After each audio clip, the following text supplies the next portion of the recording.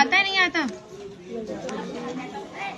श्रीमद् भागवत में नहीं आता, नहीं आता, बिल्कुल नहीं आता। क्योंकि सुखदेव जी राधा रानी को परम गुरु मानते थे। जब राधा रानी का नाम ही श्रीमद् भागवत जी में नहीं दिया तो विवाह का उल्लेख कैसे हो सकता है? लेकिन श्रीमद् भागवत जी को छोड़ के 12 ग्रंथ ऐसे हैं जो हमारी लाडली जी के विवाह का उल्लेख करते हैं।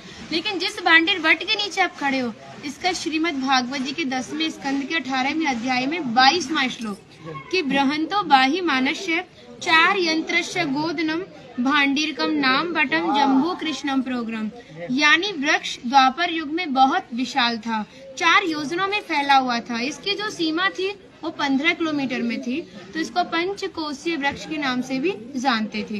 कान्हा जी इन्हीं की शाखाओं पर चढ़ के यमुना मैया को आर पार किया करते थे। मान्यता है कान्हा जी की जो 9 लाख गाय थी, दोपहर के समय इसी वृक्ष के नीचे बैठ के विश्राम करती थी। तो माता जो भी माखन, मिर्ची, रोटी इत्यादि प्रसादम में रख देती थी, सभी ग्वाल वाल एकत्रित होकर दोपहर का भोजन करते थे। और भांडीर वन में सबसे बड़ा विशेष पर इसी प्रसादी का बताया गया है, क्योंकि आप कभी किसी विवाह में जाते हैं तो बिना अन्न प्रसादी के नहीं आते। आप तो लाडली जी के विवाह स्थली आए हो। यहाँ पर जो दुर्वासा मुनि थे, जो दूब घास होती है उसी का रसपान करते थे। ब्रज की गोपियों ने इसी वट वृक्ष के नीचे उनको 56 प्रकार के व्यंजन खिलाए थे। यहाँ पर राधा कृष्ण में मल्ल युद्ध हुआ था, उसमें ये तय था कि जो भी हारेगा उसको भंडारा करना होगा।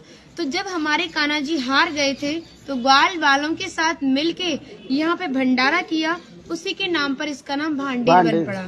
यहाँ पर ब्राह्मण पत्नियों ने भी कान्हा जी को भोजन प्रसादी खिलाई है, और ठाकुर जी ने ब्रजवासियों से ये टुकड़े मांग के पाए थे, तभी नाम दिया था इसका मधुकरी।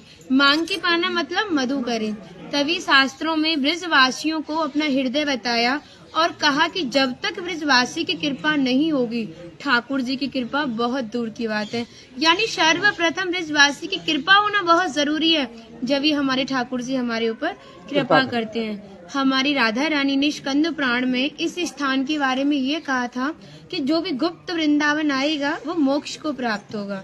यानी भांडीर वन को ही उन्होंने गुप्त वृंदावन कह के संबोधित किया। तो कान्हा बोले तुम इतनी बड़ी बात को कह रही हो, लोग पाप करेंगे और सीधे दौड़े भांडीर वन चले जाएंगे, क्योंकि आपने तो मोक्ष धाम ही भांडीर वन को कह दिया। तब हमारी लाडली जी ने कहा नहीं कान्हा, मैं जिस पर विशेष कृपा करूंगी, जिसके प्रति मेरी भक्ति भाव दोनों सच्चे हैं और भक्त मेरी शादी में उपस्थित है। यानी आज से 5,500 वर्ष पूर्व आप इस स्थान पर थे। मनुष्य तो कोई था नहीं, तो अपने आप को कीड़े मकोड़े, घास फूस, पतझड़ इत्यादि अपने आप को मान सकते हो। जो भक्त उनकी शादी में उपस्थित था वो भक्त कई बार वृंदावन आएगा, जब जाके गुप्त वृंदावन आएगा, और डायरेक्टली नहीं, किसी न किसी के माध्यम से।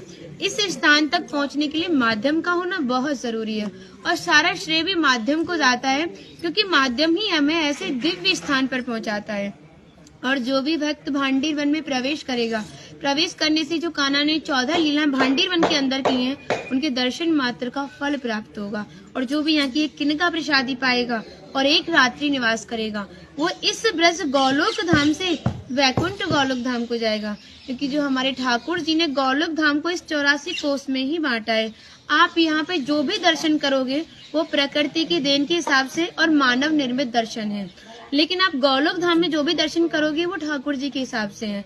जैसे गर्ग संहिता के 6वें अध्याय का नाम है गौलोक खंड, आप उसका अध्ययन करोगे तो भांडीर वट का एक दिव्य वर्णन का अध्ययन करोगे। कहते हैं गौलोक धाम में ब्रिजा नदी के किनारे भांडीर वट है, यानी यमुना मैया का नाम ही गौलोक धाम में ब्रिजा है।